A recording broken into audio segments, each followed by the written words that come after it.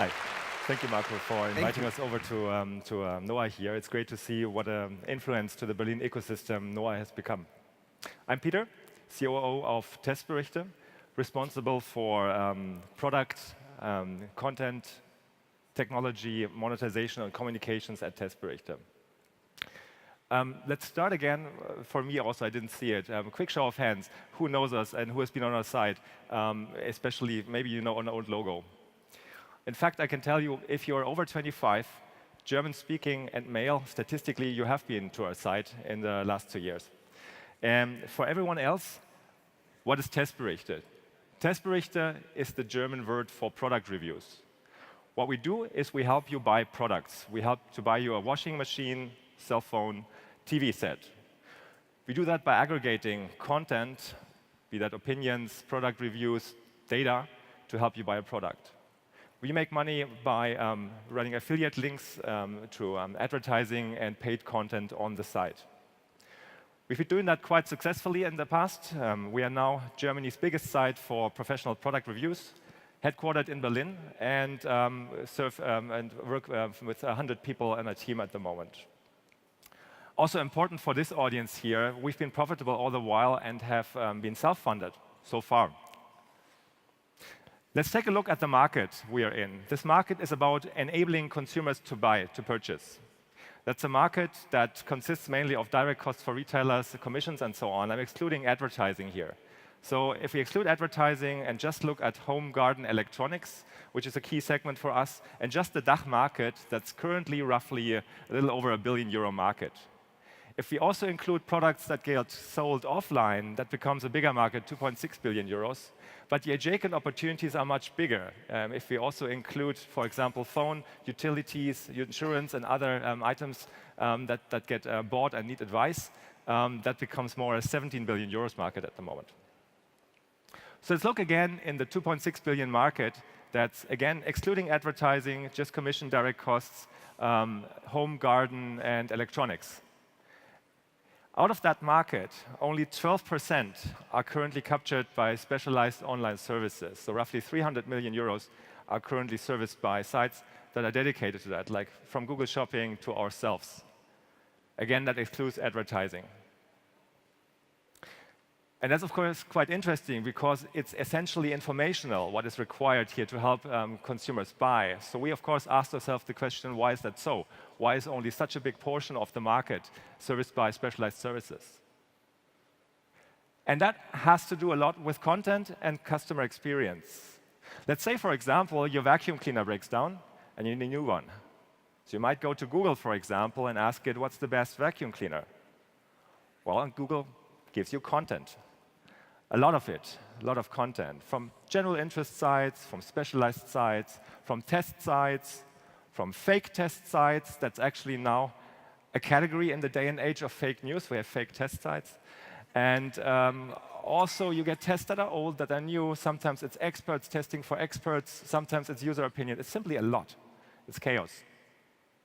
So you might go to a specialized site, like ourselves, for example, and search for the vacuum cleaner there.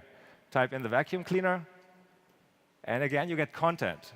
On this side, you get 30,000 results to sift through. Have fun with that. So those will be typically ranked by price or by popularity, by test score average, by some intransparent measure probably, and typically no one will really have gone through all those and made sense of them for you. So again, it's bits and pieces, and you are there to make sense of them. So what do? Exactly, you go to Amazon. And at Amazon, actually 50% of us now start our product search at Amazon, and an additional percentage at other retailers, despite knowing that this selection method is really flawed, because Amazon and other retailers are limited to their own stock. User opinions on Amazon will typically only have experience with 1, maybe 2 products. Some users are paid or get free samples to write those reviews. Sometimes they really review the retailer experience, not the product. So again, you should spend time, but most people then don't bother anymore because convenience is more important. We think that's an interesting opportunity here. Obviously, users know that this is not a good process, and we think you can do better. So we started research what we can do to help consumers take a confident buying decision. And what we found is users have certain needs. They need to trust, and they need to have some things that they distrust. Users need all facts and experiences considered before taking a decision. They need this information structured in a way that they can follow, and they need also a clear recommendation.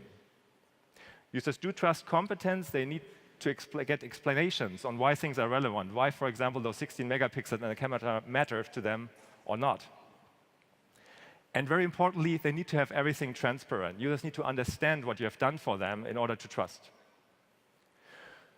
Users don't like magic on the sites, things that they can't follow. They distrust algorithmic recommendations. Whenever the first thing that they don't understand comes up, they distrust the whole system. Also, shortlist is not something that's very popular with users because, again, they understand there's 10 items for them to choose from, but what happened to the under 240 that are obviously out there? So we created a system around that and tried to test some hypotheses to build a system that essentially does, for users, helps them buy a product as if they were experts themselves, had all the information, and importantly, a lot of time to make sense of that information. With that, they can then make buying decisions very confidently. And that system, to give you an understanding how we do it, is we start with user research. Whenever we tackle a new category, like, for example, smartphones, we will go deep into users and understand what features are currently important for them. We also test the experts' opinion of our team to see what of that really matters to users. And then we go out and research all relevant products in the market deeply. We analyze all information out in the market for all products, and then rank that according to a common yardstick that's common to all products in the category.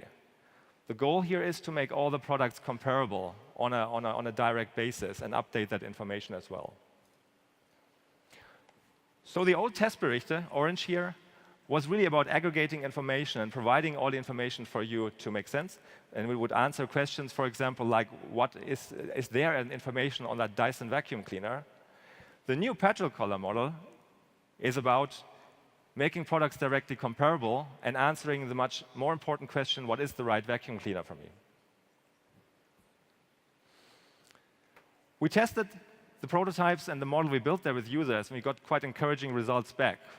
For example, users spent more time on the site. The test users we worked with, actually spent twice the amount of page views per visit on the new model than our existing users do on Testberichte. If we take keyword volume as a proxy, the new model actually answers a potential we estimate roughly 20 times bigger than the old model.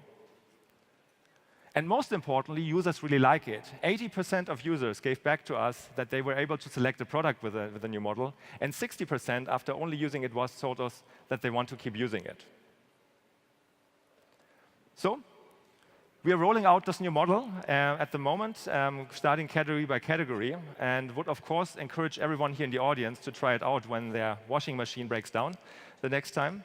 And then, when you're happy with the result, do feel free to come back and thank us.